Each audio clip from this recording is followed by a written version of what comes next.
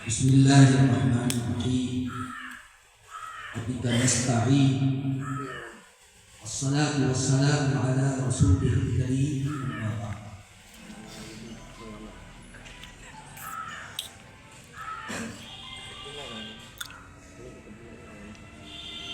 خير الكلام ما دخل الأذن بدون إذن.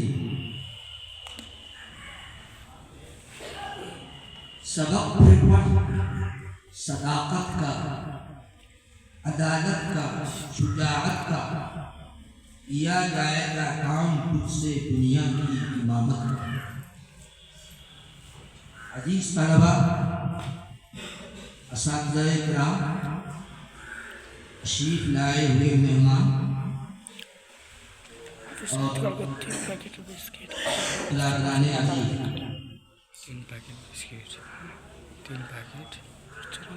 جیسا کہ آپ جان رہے ہیں کہ آج کا دن جس پروگرام کے لیے منعقد کیا گیا وہ یوم جمہوریہ ہے، اور پابندی کے ساتھ آپ کے مدرسے میں بھی جمہوریہ کا پروگرام بھی ہوتا ہے اور 15 اگست کا بھی پروگرام، اور یہ پروگرام کرنا بھی چاہیے۔ اس پروگرام کی اہمیت جو اپنی جگہ ہے، وہ مدارس والے ہی اس پروگرام کو اچھی طرح انجام دیں۔ بہرحال آج یہ پروگرام منعقد ہوا، الحمدللہ مختصر وقت میں بہت اچھا پروگرام ہو گیا۔ طلبہ عزیز نے بھی اپنا پروگرام پیش کیا، اور مہمان خصوصی کی حیثیت سے حضرت مولانا محمد عارف صاحب نے جمہوریت کے خط و خط اور اس کے سیاق و سباق پر بہت اچھی پرمغز باتیں بتائی۔ مزید اس پر کہنے کی ضرورت نہیں ہے۔ مولانا کی باتیں اتنی پرتاثیر ہیں کہ یہ سب کے لیے کافی ہے، اس میں اضافے کی ضرورت نہیں۔ بہرحال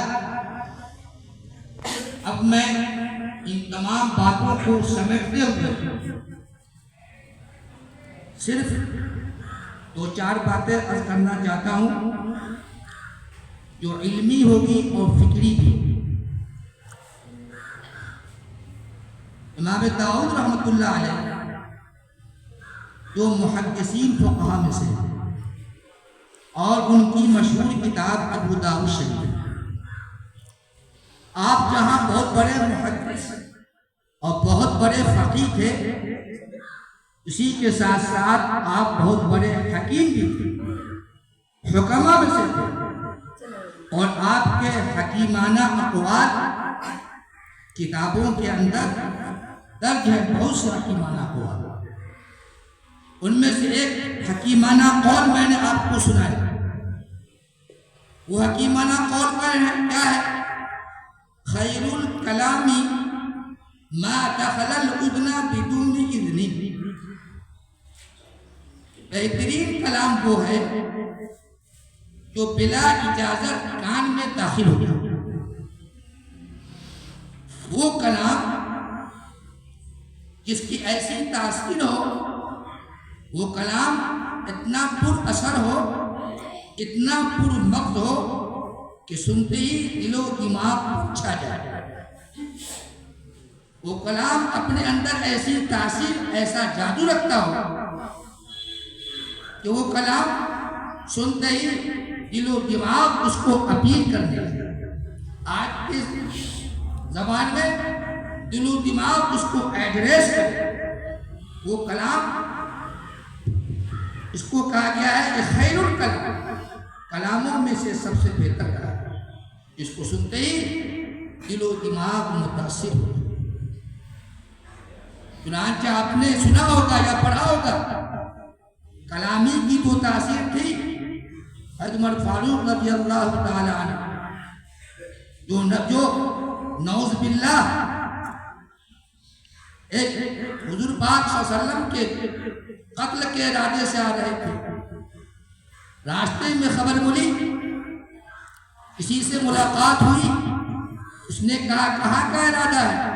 ان کے تیور کو دیکھ کر انہیں بھانپ لیا، لگتا ہے عمر کوئی اور پروگرام بنائے ہوئے ہیں۔ انہوں نے بتایا، اس آدمی نے کہا پہلے اپنے گھر کی خبر لے۔ چنانچہ ہو گئے تو ان کے بہن اور بہنوئی قرآن پاک کی تلاوت کر رہے تھے۔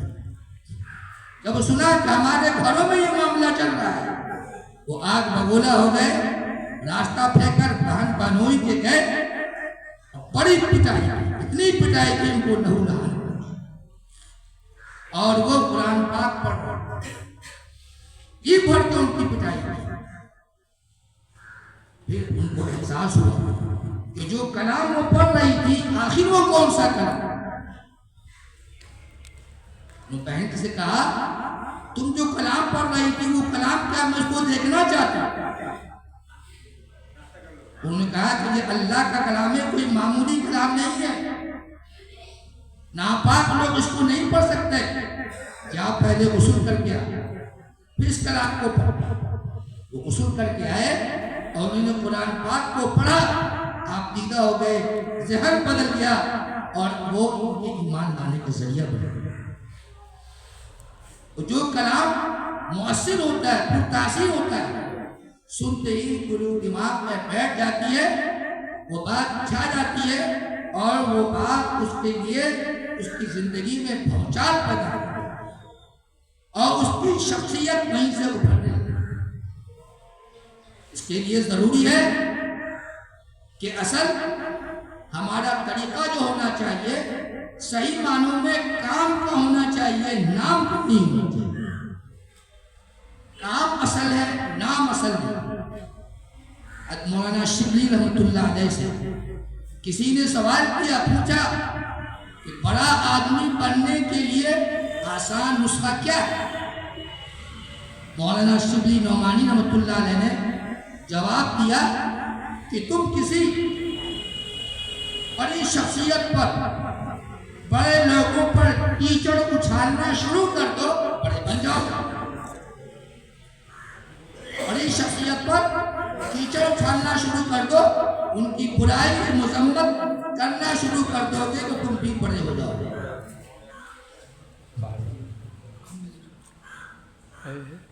یہ انہوں نے جواب دیا۔ معاملہ کیا ہے؟ خلاصہ اس کی گہرائی میں چاہیے۔ کام دو قسم کے ہیں، ایک کام وہ ہے جو معروف میدانوں میں ہوتا ہے، جس کام سے لگنے پر آدمی کو جلدی شہرت ملتی ہے، جس کو کہتے ہیں سستی شہرت، آسانی سے مل جاتی ہے معروف میدانوں میں کام کرنے سے، اور اس کے برعکس غیر معروف میدان میں محنت کرنے سے نہ شہرت ملتی ہے، نہ ادب، اور نہ مقبولیت ہوتی ہے۔ آپ دیکھیں گے تو معروف میدان میں کام کرنے والا آدمی فوراً لوگوں کے سامنے نظر آتا ہے، لیکن اس کے برعکس غیر معروف میدان میں کام کرنے والے کو لوگ سراہتے نہیں، اس کی عزت نہیں کرتے، اس کے نتیجے میں جو اس کو شہرت مل پاتی ہے اس کی مقبولیت نہیں۔ اگر کوئی شخص کسی بڑی شخصیت، مسلم شخصیت پر زبان کھولنے لگے، اس کے خلاف بولنے لگے، یا کوئی معروف معاملہ کو اپنا نشانہ بنانے لگے، یا کسی حکومت کے خلاف آواز اٹھانے لگے، اور جلسہ اور جلوس کی دھوم مچانے لگے، تو پھر کیا ہوتا ہے؟ اس کے نتیجے میں جب انقلابی پوسٹر چھپا کر دھوپ مچائی جاتی ہے، یا حکومت کے خلاف آواز اٹھائی جانے لگتی ہے، یا کوئی عالمی عنوان لگ کر جلسہ جلوس کی دھوم مچانے لگتی ہے، تو فوراً اخباروں کے صفحے اول میں وہ چھپنے لگتے ہیں اور لوگوں کے درمیان اس کے لیے تبصرے شروع ہوتے ہیں، اور بہت سے لوگوں کے خیالات کا وہ آدمی مرکز اور مرجع بنتا ہے۔ اب اگر وہ کسی جلسے کا اعلان کرے تو ان کے ارد گرد ساتھیوں کی بھیڑ جمع ہو جاتی ہے، اور اگر وہ چندہ کے لیے بول لگانا شروع کرے تو لوگ پیسے سے اس کو ناپ دیتے ہیں۔ یہ وہ پہلا کام ہے جس کام سے آدمی کو بہت شہرت ملتی ہے، اور وہ آدمی بہت مشہور و معروف ہے۔ ایک کام یہ،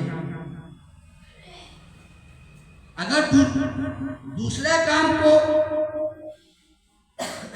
لیا جائے گہرائی سے تو دوسرا کام وہ تعمیری خاموشی انداز میں کام کو کرنا شروع کرے، امت کے بجائے بنیاد سے اس کام کا آغاز کرنے لگے، اور انقلابی پوسٹر چھاپنے کے بجائے خاموش جدوجہد کو اپنا شعار بنا،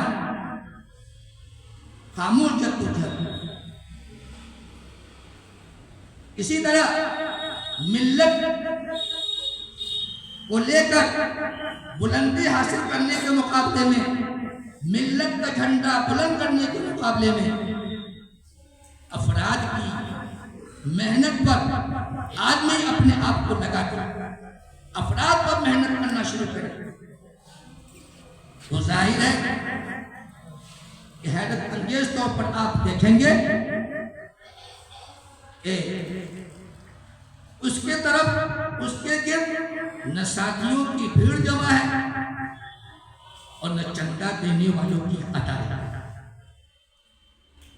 ایسا نام نہ اخباروں کی جگہ میں کوئی جگہ پا رہا ہے اور نہ پر رونق جلسے کی ڈائش کی وہ آدمی زینت پر۔ ایک کام یہ خاموشی طور پر تعمیری کام کا یہ نام ہے،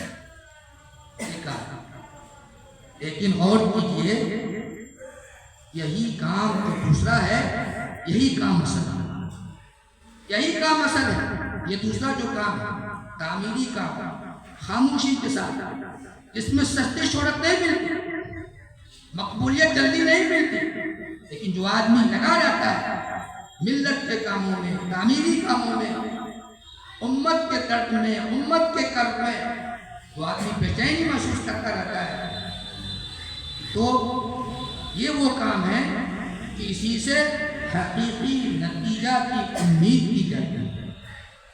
اس کے برعکس دوسرا کام یہ کام کے نام پر استحصال ہے، یہ لوگوں کے حقوق کی پامالی ہے، لوگوں کے حقوق کی بربادی کام کے نام پر، اور لوگ اس کی صرف کو خود بڑھا چلا کر پیش کرتے ہیں، لیکن یہ کام اصل نہیں ہے۔ کام وہی ہے جو پائیدار ہو، قوم ملت کا بھلا ہو، اس کام سے لوگوں کی گویا تقدیریں بدل جائیں، اس کام سے آدمی میں آدمیت ہے، اچھا فرد، اچھا سماجی، اچھا شہری بڑھ کر ابھرے۔ ایسے تعمیری کاموں میں لگنا یہ اصل کام ہے۔ اسی کام پر ہمارے بزرگوں نے، ہمارے اسلاف نے اس دوسرے کام کو اپنایا، خاموش تعمیری کام کو اپنایا، اور اسی میں لگے رہے اور اس پر محنت کی، تگ و دو کی، قربانیاں دی۔ یہی کام اصل ہے،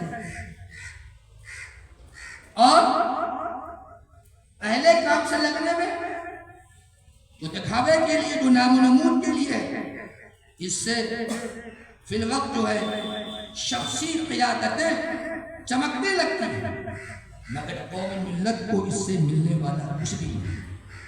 ایک اصل کام ہے تو دوسرا کام کے نام پر صرف نام.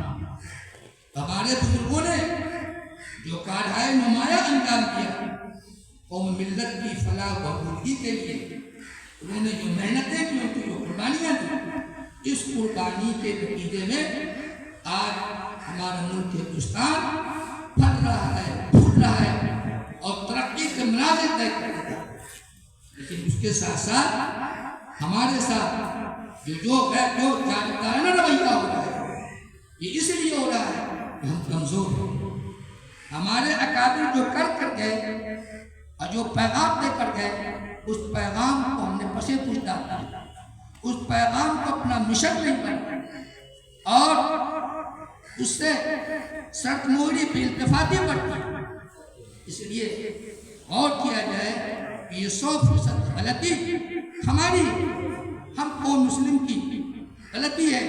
ہمارے بزرگوں نے لڑائی لڑ کر ملک کو آزاد کرا، ملک کو اچھے انداز میں ہمارے لیے سوار دیا. لیکن اب اس کی محنت ہونی چاہیے آگے کے لیے، اور منظم طور پر جو اصول ضابطے طے ہونا چاہیے، مسلمانوں کی جو ترقی ہونی چاہیے، ہر میدان میں اس کو ایک مقام ہونا چاہیے اور ہر میدان پر دستخط ہونا چاہیے. وہ پیچھے اس لیے رہ گئی کہ ہم نے اپنے فرائض کو بھول گئے، حالات کے تقاضے کے ہم تھپیڑے میں پڑ گئے، لیکن حالات پر ہم چھائے نہیں، ہم بزدلی کے شکار ہو گئے. ہم اپنے اکابر کی تاریخ کو بھی بھول گئے.